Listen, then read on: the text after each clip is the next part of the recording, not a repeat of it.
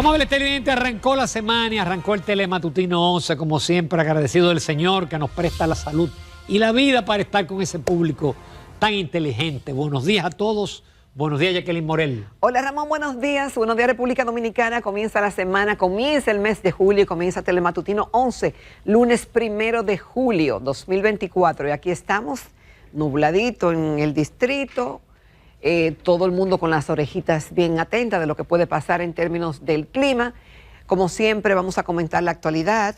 Hoy tenemos un invitado de lujo, se trata del licenciado Magín Díaz, que es economista, pero también es ingeniero industrial, tiene una especialidad en macroeconomía, egresado de la Universidad de Chicago y de la Pontificia Universidad Católica de Chile. Fue director general de Impuestos Internos, viceministro de Hacienda, asesor nacional e internacional, ha trabajado para el BID, para el Banco Mundial, en fin, es una gran personalidad y en el ámbito académico ha sido profesor universitario y es director del Departamento de Economía de la Pontificia Universidad Católica Madre y Maestra. Es decir que muchas cosas que conversar con el licenciado Magín Díaz, el ingeniero Magín Díaz. Especialmente la parte de la reforma fiscal, porque él fue recaudador, él sabe realmente cuál es la capacidad de recaudación. Pero desde otra óptica, ojo, desde otra óptica, porque me decía un amigo televidente ayer que hay como cierta saturación del tema en los medios, pero esta será una entrevista distinta, porque él ya ha estado en la posición de recaudador y es académico y ha asesorado a diferentes países en términos del área tributaria, es decir que aunque ese sea el gran tema, lo vamos a ver desde otra perspectiva. Así que les invitamos a que no se pierda el programa. Y es un gran tema, aunque se sature, porque ese tema es nuestro bolsillo. Esto no estamos hablando de cualquier cosa, es el bolsillo suyo y mío lo que está en juego en esa reforma fiscal. Señores, comenzamos la semana, ahora atentos a un fenómeno meteorológico, que como todo fenómeno, se formó con una baja presión al este de África, luego evolucionó a depresión, a tormenta, y hoy es un huracán de alta potencia, un huracán categoría 4 de 190 kilómetros por hora.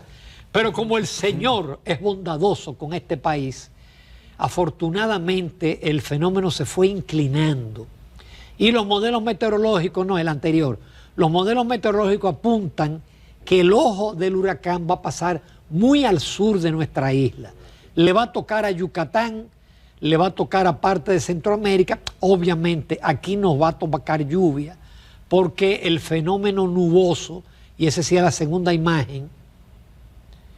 En la segunda imagen. En la segunda imagen. No, oye, ahora. En la segunda imagen, fíjense, el fenómeno es esa nube que usted ve redonda, que está muy lejos. Lógicamente, aunque pase, el campo nuboso. El campo nuboso, aunque pase al sur, y mírese que ese campo nuboso se ve el puntico del ojo. Aunque el ojo va a pasar alrededor de 300, 400 kilómetros al sur de la isla, las provincias del sur van a tener mucha lluvia y las provincias del este. Bueno, ¿qué es lo que implica eso? Que el Centro de Operaciones de Emergencia colocó a 5 provincias en alerta amarilla y otras 5 provincias en alerta verde por posibles condiciones de alto oleaje, el cual, bueno, ya tuviste, o ya hemos visto que se está moviendo hacia el oeste a unos 33 kilómetros por hora. ¿Cuáles son las provincias que están en alerta amarilla? San Cristóbal, Barahona, Peravia, Pedernales y Azua.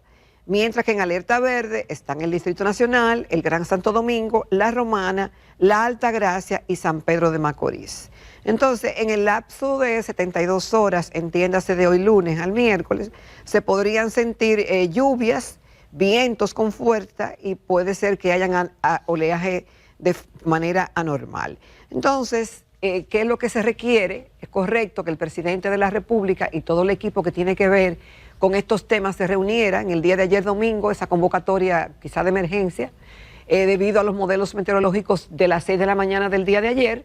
Entonces, ¿para qué? Para tomar las medidas del lugar y que no nos encuentren desprevenidos como ha pasado en otras ocasiones. Es mejor que todo esté listo, todo recogido, todos los organismos alineados y que no ocurra nada a que ocurra y no estemos preparados. Entiéndase que, ojo, los ayuntamientos, las casas con con escombros y las calles sucias y con basura, es momento de ordenar la casa ante cualquier eventual lluvia fuera de lo normal. Porque sabemos que aquí cualquier lluviznita genera inundaciones. Ayer yo venía transitando por la autovía del Este y cayeron leves lloviznas y hay una serie de puntos que se inundan, que provocan tapones, que son de fácil solución, pero que no los aborda nadie. Yo me canso con el tema de los invernales en el Gran Santo Domingo y no acaban de limpiar los invernales. Obviamente, ante una lluvia de alta intensidad, como podría ser en este caso, bueno, ya sabemos los efectos a que vamos a estar sometidos. Por otro lado, el presidente de la República se encuentra en Panamá en la toma de posesión del presidente José Raúl Mulino. Panamá es una economía fuerte, creció el año pasado 7.5%, sin embargo tiene graves problemas, parece mentira, de tipo meteorológico porque hay poca agua y eso hace que el canal de Panamá se haya visto muy limitado y hay grandes ingresos en Panamá por concepto del canal, para además, por una decisión del Tribunal Superior, una gran mina canadiense que genera el 5% del PIB, la cerraron. Entonces Panamá tiene dificultades. Mulino era candidato vicepresidencial de Martinelli. Martinelli está condenado por corrupción y por eso hubo el cambio. Hubo que sustituir a Martinelli, poner a este señor y por eso él no tiene vicepresidente. Bueno, tremendo caso particular y es correcto que el presidente tuviera la reunión y luego saliera a ese encuentro y bueno, cumpliendo la agenda internacional. En el fin de semana, Ramón, ocurrieron algunas informaciones. El viernes, ya muy cerca de la medianoche o a la medianoche, el juzgado apoderado del caso del ex procurador Jean Alain Rodríguez, el conocido como Medusa, decidió enviarlo a él y a otros implicados a juicio de fondo. También en el fin de semana se dio a conocer la información de que el gobierno dominicano por fin logró el acuerdo de llamados cielos abiertos con los Estados Unidos y esto pareciera ser un logro. Hay que ver las implicaciones que esto tendrá porque la gente de una vez piensa, los pasajes van a estar más baratos. Ojalá que sí, pero no necesariamente, no, pero será bueno. ¿O piensan que las líneas dominicanas van a poder todas volar a Estados Unidos? No. En principio que todas las líneas norteamericanas podrán viajar a República Dominicana y algunas líneas dominicanas podrán viajar a los Estados Unidos. Pero como tú dices, eso no significa un descenso en los pasajes porque aquí hay una distribución en el sentido de que hay una línea que es la que le toca a Miami y hay otra línea que le toca a New York y otra que le toca a otro sitio y hay casi un monopolio. Pero ahí habría que revisarlo porque cielos abiertos implicaría que es de aquí para allá y de allá para acá. Ahora, ¿es mejor que tengamos ese acuerdo o que no lo tengamos? Yo pienso que es más positivo tenerlo que no tenerlo. Ahora bien, en el camino hay que corregir todas las distorsiones que acusan, como esa que tú refieres, de ciertos monopolios con algunas líneas aéreas. Algunas de las cuales han tenido que ajustarse los pantalones y revisar su política interna, sobre todo al trato que le dispensan a los viajeros dominicanos, que nos necesitan económicamente, pero a la vez que nos hacen el servicio nos tratan mal. En parte eso es ganado por la inconducta de los dominicanos, que tenemos que aprender a comportarnos mejor ante un avión, en una fila, en inmigración, etcétera. Pero también en las líneas tienen que educar al personal de cómo tratar y que lograr con inteligencia emocional de que esa relación fluya mejor. A veces no es fácil, ¿eh? No es fácil, nada fácil. Hay pasajeros que no entienden que hoy en día hay que viajar con determinado comedimiento, sí. Con un grado de educación que no lo hay. No lo hay, lamentablemente. Y a veces nos ganamos ese trato. No, claro que sí, muchas veces sí. Pero también, Ramón, algunas líneas abusan, no dan explicaciones, cancelan vuelos, te dejan 2 días, etcétera, y lo hacen porque es esta ruta. Porque cuando son otros destinos no se atreven a tener ese comportamiento y a tener ese poco respeto por el público. Pero comenzamos a hablar del tema y más adelante lo desarrollaremos. Sí, mira, por otro lado, el Banco Central mantuvo su tasa de política en 7%.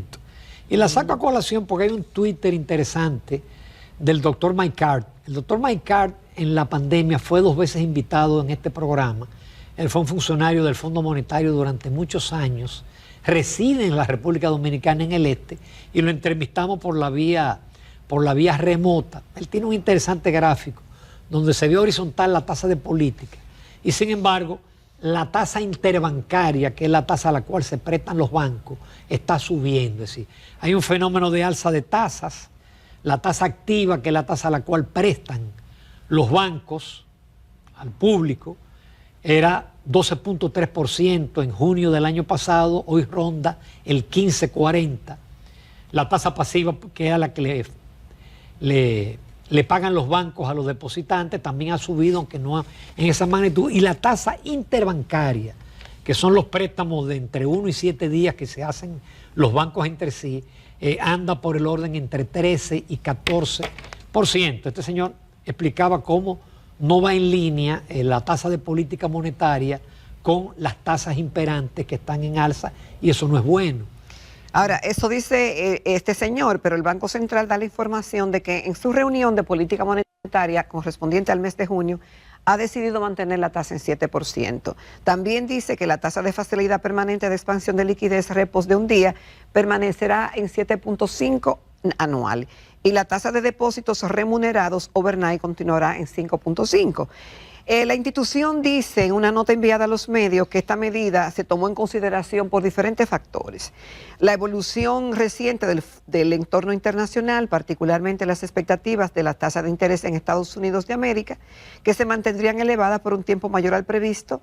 También indicaron que fueron tomados en cuenta los mayores precios en materias primas y el incremento de los costos de transportes de contenedores. También se ponderó el buen desempeño de la economía dominicana y el crecimiento del crédito privado, en un contexto en el cual la inflación se encuentra dentro del rango meta 4% más o menos 1%.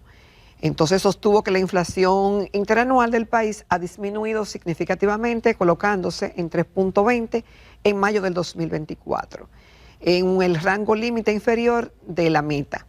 Entonces, como resultado, las políticas monetarias y fiscal implementadas durante el último año han tenido este resultado. Pero eso no quita que usted, teniendo una tasa de política de 7, tenga el doble en las tasas activas y que tenga casi el doble en la tasa interbancaria. Hay un tema también de liquidez que solo los banqueros saben. Y claro, mientras la Reserva Federal de los Estados Unidos no comience a disminuir su tasa de política, va a ser muy difícil al Banco Central reducir su tasa de política, pero tampoco se puede volver a los estímulos monetarios por el momento, que el año pasado fueron casi de 190.000 millones, y eso permitió que el crédito aumentara casi en la mitad de eso, y que las tasas aún así se mantuvieran en crecimiento. Pero bueno, algunas de esas cosas las vamos a conversar con nuestro invitado, que también vamos a hablar de política monetaria y de política fiscal, el licenciado Magín Díaz, economista y exdirector de la Dirección General de Impuestos Internos.